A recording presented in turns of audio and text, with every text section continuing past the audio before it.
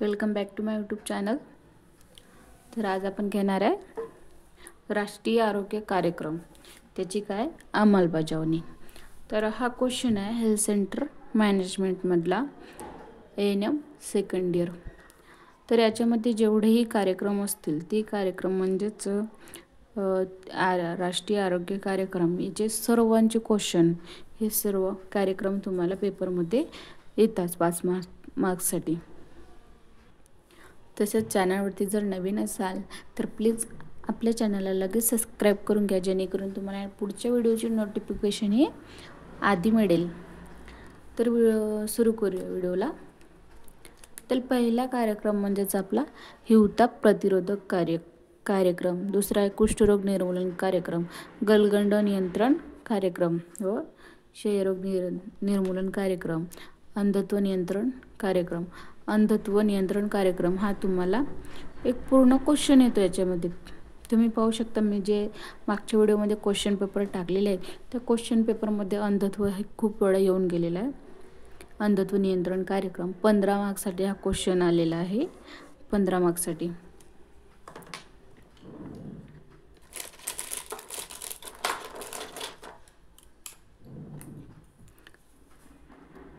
हा क्वेश्चन येऊन गेलेला आहे, त्याच्यामुळे IMP क्वेश्चन आहे।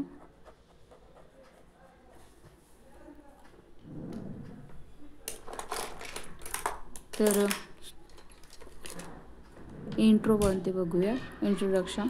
राष्ट्रीय हिवताप प्रतिरोधक कार्यक्रम म्हणजेच NMP हे ॲनोफिलीस जातीच्या डासाची संसर्गक्षम मादी जिच्या शरीरात प्लाझ्मोडियम परजीव जंतू असतात असा डास चावल्याने हिवताप मलेरिया होतो।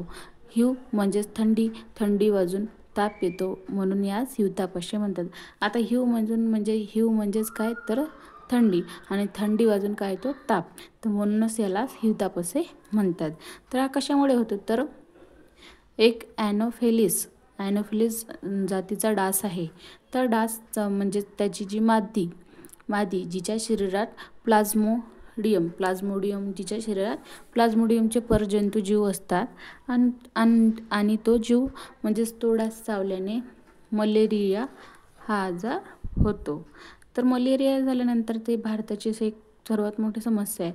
तर भारताची आपल्या जे काही सर्व समस्या आहेत त्या ठिकाणी आपण ते जाणून घेऊया। 1953 मध्ये म्हणजे वार्षिक रुग्ण 75 दशलक्ष, तर वार्षिक मृत्यू 8 लाख, आणि 1958 हिवताप निर्मूलन कार्यक्रमाची सुरुवात, पण यानंतर हिवताप उंचाटणे ध्येयास अपयश। आता 1958 मध्ये 58 मध्ये याची हिवताप निर्मूलन कार्यक्रमास सुरुवात तर झाली, पण याच्यावर फारसे यश मिळाले नाही आणि याचे उच्चाटनाला ध्येयास अपयश आले। नंतर 1976 मध्ये हिवतापाचे नवीन, आता 1976 मध्ये काय झालं तर हिवतापाचे नवीन रुग्ण 64 लाख हे रुग्ण दिसले। नंतर आहे 1977, आता 1977 मध्ये हिवताप निर्मूलन कार्यक्रमाअंतर्गत सुधारित जी कृती योजना आहे त्या कृतीची कार्यक्रमाची सुरुवात या ठिकाणी चांगली प्रमाणे झाली व 1986 मध्ये 1.19 लक्ष नवीन रुग्ण, परंतु अद्यापही मलेरिया उच्चाटन होऊ शकलेले नाही। व 1994 मध्ये भारतात हिवतापाचा उद्रेक फार जास्त प्रमाणात गतिमान हिवताप नियंत्रण कार्यक्रम हा 1997 मध्ये सुरू झाला। त्याच्यानंतर 1999 मध्ये राष्ट्रीय हिवताप प्रतिरोधक कार्यक्रमाची सुरुवात या ठिकाणी झाली।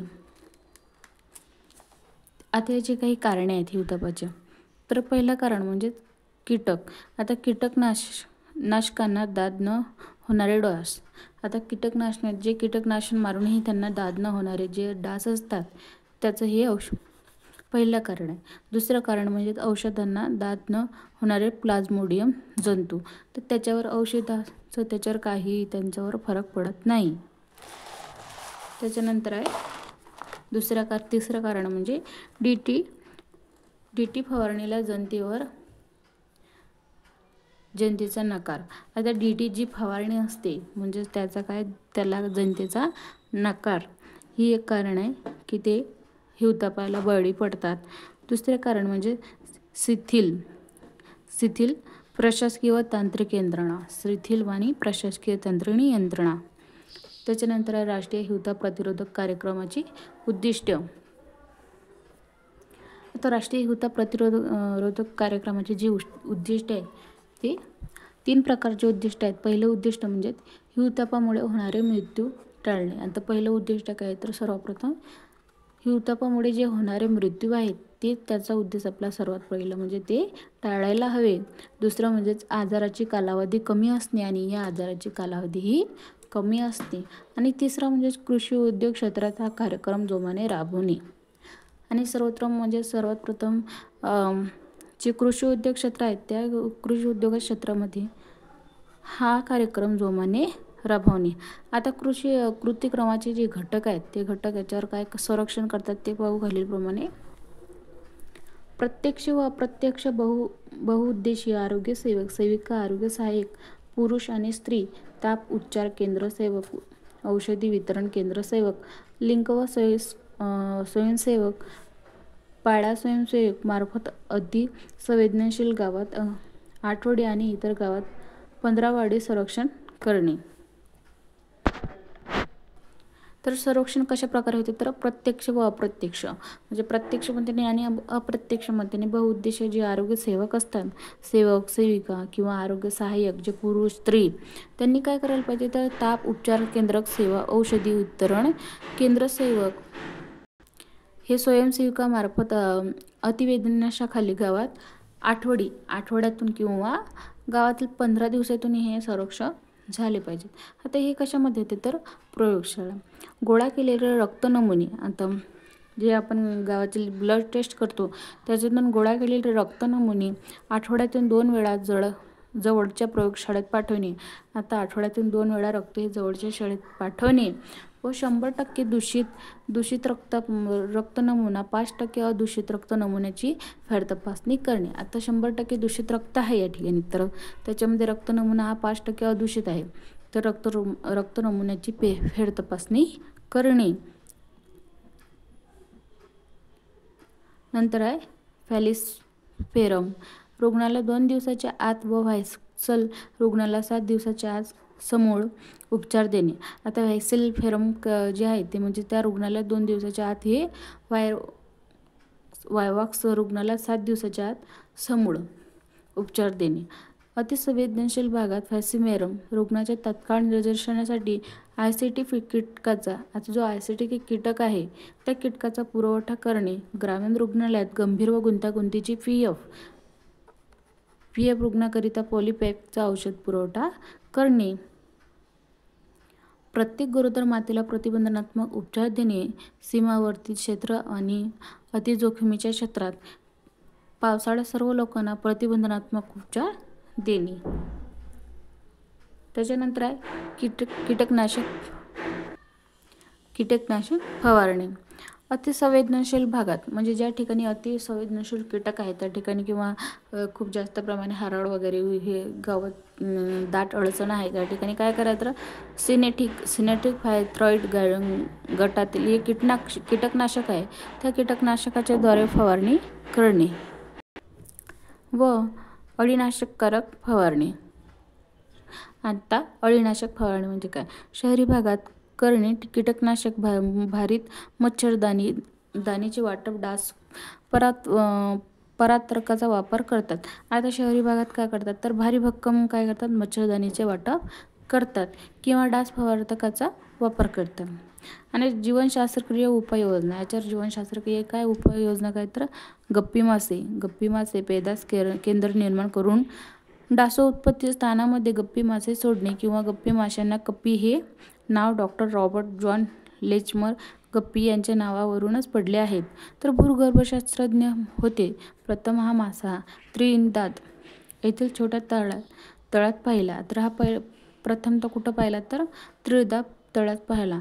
त्याबद्दल कुतूहल निर्माण झाल्यामुळे तर त्याच्याबद्दल एक वेगळंच कुतूहल निर्माण झाल्यामुळे त्याचे वर्गीकरण करण्यासाठी व ती शास्त्रीय माहिती मिळवण्यासाठी जे लंडन येथे पाठवलेली गप्पी माशांचे शास्त्रक्रिय नाव म्हणजे लंडन येथे पाठवलेले जे शास्त्रक्रिय माशाचे नाव काय तर लेबिस्टर रेटिक्युलस असे असून त्यांना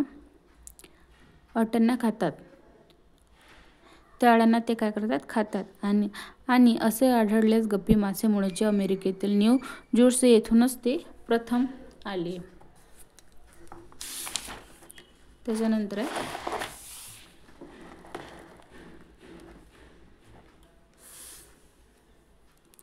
अतिशय व नंतर पूर्व आशियामध्ये पाठवण्यात आले। आता नंतर ते काय, आशिया आणि मग नंतर त्याच्यानंतर पूर्व आशियामध्ये ते मच्छर पाठवण्यात आले। हिवताप नियंत्रण, डासाच्या अळ्या आणि जे खाण्याच्या सवयीमुळे त्यांचा उपयोग होऊ लागला, त्या खाण्याचा सवयी असल्यामुळे त्यांचा उपयोग होऊ लागला। व गप्पी माशांची मादी नरापेक्षा लांब असते आणि गप्पी माशांची जी मादी असते ते मादी ही नरापेक्षा लांब असते। नरास वेगवेगळ्या रंगाचे पर असतात। आता या मादीच्या नाराला काय असतं तर वेगवेगळ्या रंगाची परे असतात। गप्पी मासे जसे की जड पाणी मसल्यास जिवंत राहतात। आता ही मग गप्पी मासे जिवंत कसं राहतात तर जिथं गड पाणी किंवा मच्छर असं त्याला म्हणतात, चिखलात वगैरे, त्या ठिकाणी ती जिवंत राहतात। या माशांना शवाळे किंवा वाळविलेल्या अळ्या, ट्युबिफिक्स व खाद्य पुरविता येते। साधारणतः त्याचे पैदास केंद्र सुरू करता येते। लिंक स्वयंसेवक अतिप्रभावित व अतिजोखमीच्या ज्या गावात प्राथमिक आरोग्य केंद्र आहेत त्या वैद्यकीय अधिकारी आणि त्या गावाचा सरपंच मिळून लिंक स्वयंसेविका निवड करतात। त्यांनाही सहभागी रक्तनमुने गोळा करणे, प्रयोगशाळेत पाठविणे, औषध वितरण करणे इत्यादी कामात ते घेतात। त्याच्यानंतर इतर उपाययोजना। दर आठवडी प्राथमिक आरोग्य केंद्रात सर्व कर्मचाऱ्यांना एकत्र सभा घेणे। आता दर आठवड्यात काय करतात तर प्राथमिक आरोग्य केंद्रात सर्व कर्मचाऱ्यांना एकत्रित सभा घेण्यास सांगतात। नेक्स्ट आहे प्रशिक्षण व कार्यशाळा वैद्यकीय अधिकारी व कर्मचारीकरिता हिवताप प्रतिरोधक माहिनी जनजागरणकरिता पाळणे, औषधी पुरवठा केंद्र किंवा राज्याकडून प्राथमिक आरोग्य केंद्राला करणे। त्याच्यानंतरचा पुढचा मुद्दा हिवतापाचे। आता हिवतापाचे साथरोगशास्त्रकरण निर्देशांक। तर वार्षिक हिवताप परजीव जंतू आवर्तन दर बरोबर दूषित रक्त नमुन्याची संख्या भागिले लोकसंख्या -1000। यावरूनच कीटकनाशक फवारणीची आवश्यकतेबद्दल तसेच हिवताप निर्मूलन प्रक्रियेबद्दल माहिती मिळते। आणि वार्षिक रक्त तपासणी दर पुरेशा असल्यावरच वार्षिक हिवताप परजीव जंतू आवरण दर उपयोगी आहेत। तर वार्षिक रक्त तपासणी म्हणजेच ॲन्युअल ब्लड एक्झामिनेशन रेट म्हणजेच 1000 लोकसंख्येत तपासलेले रक्त नमुने होय। तर वार्षिक रक्त तपासणी दर बरोबर पूर्ण वर्षात तपासलेले रक्त नमुने मायनस भागिले एकूण लोकसंख्या -+100। तर हा दर रुग्ण ओळखण्याची एक क्षमता व परिपूर्णता दर्शवते। तर काय होते, पावसाळ्यात वार्षिक रक्त तपासणी दर महिन्याला 1% कमी नसावा, तर एका वर्षात वार्षिक रक्त तपासणी दर 12% कमी नसावा। तर दूषित रक्त नमुना म्हणजे साईट पॉझिटिव्ह रेट जे आहेत ते नियंत्रण उपायाची प्रगती सांगते व समाजामध्ये परजीवीभराबद्दल म्हणजेच पॅरासाइट लॉट माहिती सांगते। तर दूषित रक्त नमुना दर बरोबर दूषित रक्त नमुन्याची संख्या भागिले एकूण तपासलेले रक्त नमुने -100। फॅलिस्पेरम टक्केवारी एकूण फॅलिस्पेरम करिता दूषित रक्त नमुने एकूण लोकसंख्या -1000।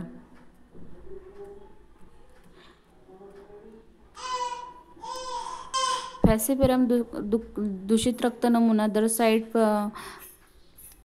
फॅलिस्पेरम रेट म्हणजेच FRS म्हणजेच 1000 रक्त नमुन्यांपैकी फॅलिस्पेरम दूषित रक्त नमुने बरोबर P फॅलिस्पेरम दूषित रक्त नमुन्या दर बरोबर हिवताप दूषित नमुने 100।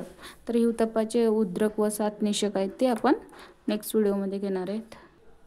तर इथपर्यंत व्हिडिओ कसा वाटला कमेंट करा आणि व्हिडिओला भरपूर लाईक करा। आणि आपले जे काही मराठी मित्रमैत्रिणी असतील त्यांनासुद्धा हँडरायटिंग नोट्स किंवा आपले जे क्लास आहेत त्यांनासुद्धा क्लास अटेंड करायला सांगा। आणि तुम्ही सुद्धा याच्या आपले क्लास भारती नर्सिंग क्लास मराठीमध्ये असतो तो सुद्धा अटेंड करत जावा. तर व्हिडिओ आवडल्यास लाईक करा, शेअर करा आणि चॅनलला सबस्क्राईब करायला विसरू नका. थँक्यू. भेटूया नेक्स्ट व्हिडिओमध्ये. तोपर्यंत बाय.